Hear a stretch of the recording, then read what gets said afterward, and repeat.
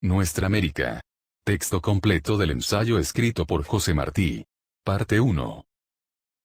Cree el aldeano vanidoso que el mundo entero es su aldea, y con tal que él quede de alcalde, o le mortifique al rival que le quitó la novia, o le crezcan en la alcancía los ahorros, ya da por bueno el orden universal, sin saber de los gigantes que llevan 7 leguas en las botas y le pueden poner la bota encima, ni de la pelea de los cometas en el cielo, que van por el aire dormido engullendo mundos. Lo que quede de aldea en América ha de despertar.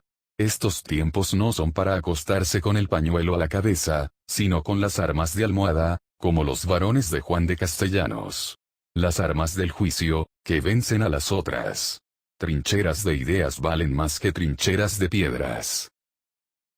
No hay proa que taje una nube de ideas. Una idea enérgica, flameada a tiempo ante el mundo, para, como la bandera mística del juicio final, a un escuadrón de acorazados. Los pueblos que no se conocen han de darse prisa para conocerse, como quienes van a pelear juntos.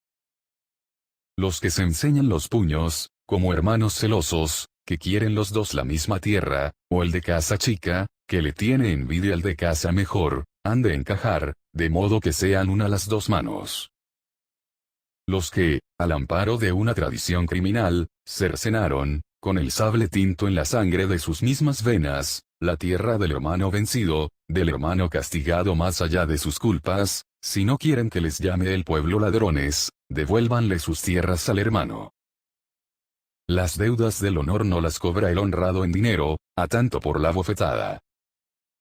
Ya no podemos ser el pueblo de hojas, que vive en el aire, con la copa cargada de flor, restallando o zumbando, según la acaricia del capricho de la luz, o la tunda nital en las tempestades. Los árboles se han de poner en fila, para que no pase el gigante de las 7 leguas. Es la hora del recuento, y de la marcha unida, y hemos de andar en cuadro apretado, como la plata en las raíces de los Andes. A los 7 mesinos solo les faltará el valor. Los que no tienen fe en su tierra son hombres de 7 meses. Porque les falta el valor a ellos, se lo niegan a los demás. No les alcanza al árbol difícil el brazo canijo, el brazo de uñas pintadas y pulsera, el brazo de Madrid o de París, y dicen que no se puede alcanzar el árbol. Hay que cargar los barcos de esos insectos dañinos, que le roen el hueso a la patria que los nutre. Si son parisienses o madrileños, vayan al Prado, de faroles, o vayan a Tortoni, de sorbetes. Estos hijos de carpintero, que se avergüenzan de que su padre sea carpintero. Estos nacidos en América, que se avergüenzan, porque llevan delantal indio, de la madre que los crió, y reniegan, bribones, de la madre enferma, y la dejan sola en el lecho de las enfermedades. Pues, ¿quién es el hombre, el que se queda con la madre, a curarle la enfermedad, o el que la pone a trabajar donde no la vean, y vive de su sustento en las tierras podridas, con el gusano de corbata, maldiciendo del seno que lo cargó, paseando el letrero de traidor en la espalda de la casaca de papel? Estos hijos de nuestra América, que ha de salvarse con sus indios, y va de menos a más, estos desertores que piden fusil en los ejércitos de la América del Norte, que ahoga en sangre a sus indios, y va de más a menos. Estos delicados, que son hombres y no quieren hacer el trabajo de hombres. Pues el Washington que les hizo esta tierra, se fue a vivir con los ingleses, a vivir con los ingleses en los años en que los veía venir contra su tierra propia. Estos increíbles del honor, que lo arrastran por el suelo extranjero, como los increíbles de la Revolución Francesa, danzando y relamiéndose, arrastraban las herres. Ni, ¿en qué patria puede tener un hombre más orgullo que en nuestras repúblicas dolorosas de América, levantadas entre las masas mudas de indios, al ruido de pelea del libro con el cirial, sobre los brazos sangrientos de un centenar de apóstoles? De factores tan descompuestos, jamás, en menos tiempo histórico, se han creado naciones tan adelantadas y compactas. Cree el soberbio, que la tierra fue hecha para servirle de pedestal, porque tiene la pluma fácil o la palabra de colores, y acusa de incapaz e irremediable a su república nativa. Porque no le dan sus selvas nuevas, modo continuo de ir por el mundo de Gamonal famoso, guiando jacas de Persia y derramando champaña. La incapacidad no está en el país naciente, que pide formas que se le acomoden y grandeza útil, sino en los que quieren regir pueblos originales, de composición singular y violenta, con leyes heredadas de 4 siglos de práctica libre en los Estados Unidos, de 19 siglos de monarquía en Francia. Con un decreto de Hamilton no se le para la pechada al potro del llanero. Con una frase de Sieyès no se desestanca la sangre cuajada de la raza india. A lo que es, allí donde se gobierna, hay que atender para gobernar bien, y el buen gobernante en América no es el que sabe cómo se gobierna el alemán o el francés, sino el que sabe con qué elementos está hecho su país, y cómo puede ir guiándolos en junto, para llegar, por métodos e instituciones nacidas del país mismo, a aquel estado apetecible donde cada hombre se conoce y ejerce, y disfrutan todos de la abundancia que la naturaleza puso para todos en el pueblo que fecundan con su trabajo y defienden con sus vidas.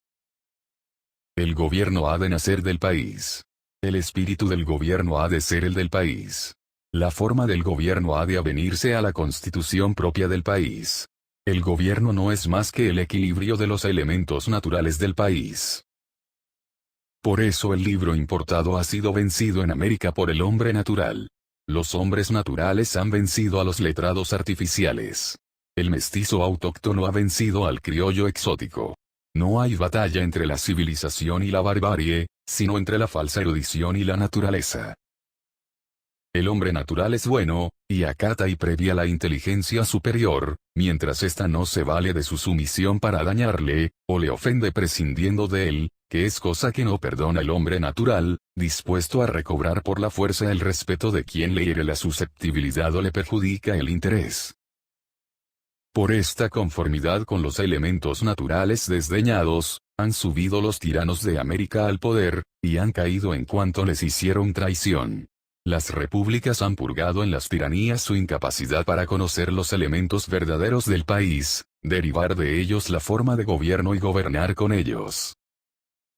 Gobernante, en un pueblo nuevo, quiere decir creador. En pueblos compuestos de elementos cultos e incultos, los incultos gobernarán, por su hábito de agredir y resolver las dudas con la mano, allí donde los cultos no aprendan el arte del gobierno. La masa inculta es perezosa, y tímida en las cosas de la inteligencia, y quiere que la gobiernen bien, pero si el gobierno le lastima, se lo sacude y gobierna a ella. ¿Cómo han de salir de las universidades los gobernantes, si no hay universidad en América donde se enseñe lo rudimentario del arte del gobierno, que es el análisis de los elementos peculiares de los pueblos de América? Adivinar salen los jóvenes al mundo, con antiparras yanquis o francesas, y aspiran a dirigir un pueblo que no conocen. En la carrera de la política habría de negarse la entrada a los que desconocen los rudimentos de la política. El premio de los certámenes no ha de ser para la mejor oda, sino para el mejor estudio de los factores del país en que se vive. En el periódico, en la cátedra, en la academia, debe llevarse adelante el estudio de los factores reales del país.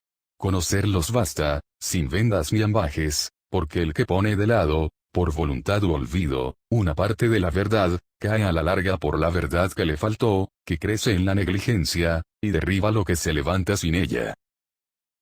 Resolver el problema después de conocer sus elementos, es más fácil que resolver el problema sin conocerlos. Viene el hombre natural, indignado y fuerte, y derriba la justicia acumulada de los libros, porque no se la administra en acuerdo con las necesidades patentes del país. Conocer es resolver. Conocer el país, y gobernarlo conforme al conocimiento, es el único modo de librarlo de tiranías. La Universidad Europea ha de ceder a la Universidad Americana. La historia de América, de los incas a acá, ha de enseñarse al dedillo, aunque no se enseñe la de los arcontes de Grecia. Nuestra Grecia es preferible a la Grecia que no es nuestra. Nos es más necesaria. Los políticos nacionales han de reemplazar a los políticos exóticos. Injértese en nuestras repúblicas el mundo. Pero el tronco ha de ser el de nuestras repúblicas. Y calla el pedante vencido, que no hay patria en que pueda tener el hombre más orgullo que en nuestras dolorosas repúblicas americanas. Con los pies en el rosario, la cabeza blanca y el cuerpo pinto de indio y criollo, venimos, denodados, al mundo de las naciones. Con el estandarte de la Virgen salimos a la conquista de la libertad. Un cura, unos cuantos tenientes y una mujer, alzan en México la república en hombros de los indios. Un canónigo español, a la sombra de su capa, instruye en la libertad francesa, a unos cuantos bachilleres magníficos, que ponen de jefe de Centroamérica contra España, al general de España. Con los hábitos monárquicos, y el sol por pecho, se echaron a levantar pueblos los venezolanos por el norte y los argentinos por el sur. Cuando los dos héroes chocaron, y el continente iba a temblar, uno, que no fue el menos grande, volvió riendas. Y como el heroísmo en la paz es más escaso, porque es menos glorioso que el de la guerra. Como al hombre le es más fácil morir con honra que pensar con orden. Como gobernar con los sentimientos exaltados y unánimes es más hacedero que dirigir, después de la pelea, los pensamientos diversos, arrogantes, exóticos o ambiciosos. Como los poderes arrollados en la arremetida épica zapaban, con la cautela felina de la especie y el peso de lo real, el edificio que había izado, en las comarcas burdas y singulares de nuestra América mestiza. En los pueblos de pierna desnuda y casaca de París, la bandera de los pueblos nutridos de sabia gobernante, en la práctica continua de la razón y de la libertad. Como la constitución jerárquica de las colonias resistía a la organización democrática de la república, o las capitales de Corbatín dejaban en el zaguán al campo de Bota de Potro, o los redentores bibliógenos no entendieron que la revolución que triunfó con el alma de la tierra, desatada a la voz del Salvador, con el alma de la tierra había de gobernar, y no contra ella ni sin ella, entró a padecer América, y padece, de la fatiga de acomodación entre los elementos discordantes y hostiles que heredó de un colonizador despótico y avieso, y las ideas y formas importadas que han venido retardando, por su falta de realidad local, el gobierno lógico. El continente descoyuntado durante 3 siglos, por un mando que negaba el derecho del hombre al ejercicio de su razón, entró, desatendiendo, o desoyendo a los ignorantes que lo habían ayudado a redimirse, en un gobierno que tenía por base la razón. La razón de todos en las cosas de todos, y no la razón universitaria de unos sobre la razón campestre de otros. El problema de la independencia no era el cambio de formas, sino el cambio de espíritu.